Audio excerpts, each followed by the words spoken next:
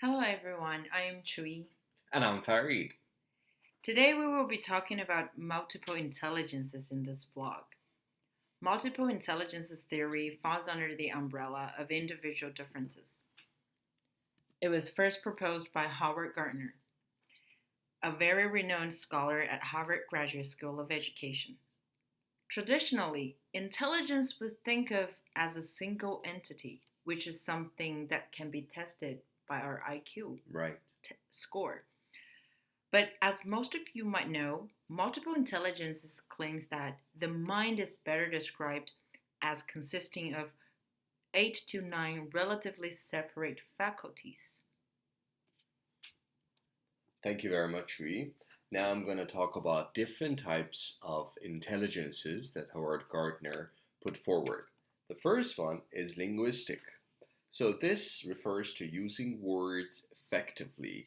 People who have highly developed auditory skills and often think in words. I'm sure we all have seen or have had students, Chewy, who are good at essays or who are good at giving lectures. The other one is logical mathematical. So this refers to reasoning and calculating skills. People possessing logical mathematical intelligence think conceptually, abstractly, and are able to see and explore patterns.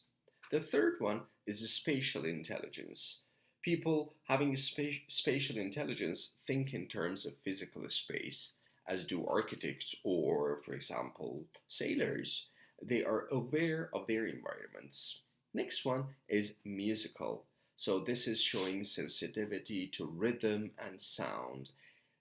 They love music, people who have musical intelligence. They are also sensitive to sounds in their environments. It might be any sound that normal people, like someone like me, I think I don't have musical intelligence. I wouldn't detect it.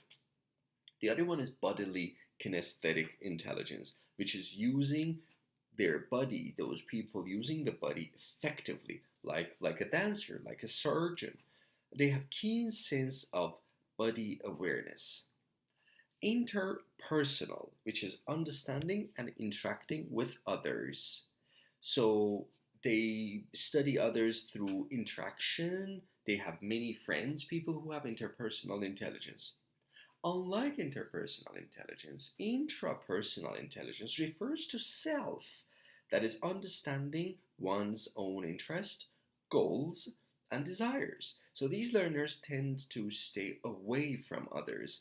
They are in tune with their own inner feelings.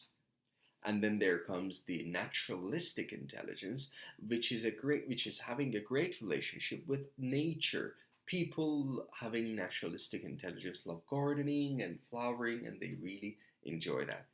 Howard Gardner later added existential intelligence, which is the ability to be sensitive to or have the capacity for conceptualizing or tackling deeper or larger questions about human existence.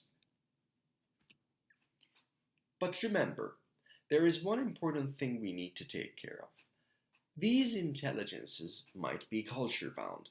For example, in Eastern culture, an individualistic person might not be considered as someone who is interpersonally intelligent, whereas Western culture might see the same person as interpersonally intelligent. As a person to you who comes from Iran, I can see the difference in how people consider interpersonal or interpersonal skills in Canada compared to Iran.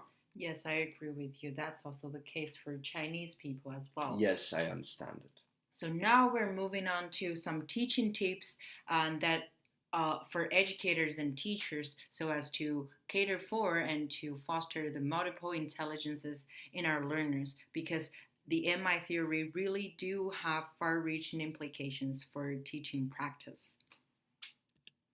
So let's look at the first one. For learners with stronger logical and mathematical intelligences, things like puzzles, games, and categorizations can help them learn better in the process. For visual and spatial intelligences, charts, grids, videos are a great way to teach these types of intelligences. For musical and rhythmic intelligences, singing and dancing encourages the learners to engage more in the learning process. And for bodily kinesthetically active learners, those hands on activities and field trips might be very appealing to their intelligence development. So, for interpersonal types of intelligence, pair work and group work or project will encourage to a great extent the learner's ability to engage in the work. But if you give a person that possesses more intrapersonal intelligences, he or she might not feel so comfortable working with pair work, group work, or project. On the contrary, if you give the person things like self evaluation or journal keeping to work on, you might be able to expect better learning results. And lastly, for verbally and linguistically intelligent person, debating and note taking are great ways to encourage them to perform more efficiently. And stretching beyond the horizon of multiple intelligences, Howard Gardner has recently published a book called Five Minds for the Future. So, in this book, Howard Gardner is really making the case that for today and tomorrow, people really need to have minds that are disciplined, capable of synthesizing, creative, respectful, and ethical. Okay, now I'm going to talk about the first three ones, which is disciplined, synthesizing, and creating mind. And then Chuyi will continue with the other ones. And there's a reason why these three are mentioned in the beginning, which Chuyi is going to later elaborate on. So the first one is a disciplined mind. Well, disciplined mind has got two different meanings, as Howard Gardner puts it. And we have provided the link for the video, which is a very good one. I highly recommend everyone to watch it in the post. So one of them is about different disciplines. So let's think about different disciplines and subject areas that students have to study. Mathematics, history, science, chemistry. All these things are needed for a great mind to prosper. Otherwise, it would get lost. Because if you're not on the right track, and then you don't know where you're heading. The other definition of disciplined mind is to have a discipline, to be organized, to be upon your schedule to do things or to get things done. I'm going to read Howard Gardner's quote in here, taken from the book, page 3, which is, he believes disciplined mind is mastery of at least one way of thinking, a distinctive mode of cognition that characterizes specific scholarly discipline, craft, or profession. Second one is synthesizing mind, which takes information from the disparate sources, understands and evaluates that information subjectively, and puts it together in ways that make sense to synthesizer and also to other persons. Third one is a creative mind. So what does a creative mind do? Creative mind brings forth new ideas, possesses unfamiliar questions, conjures up fresh ways of thinking, and arrives at unexpected answers. Chuyi?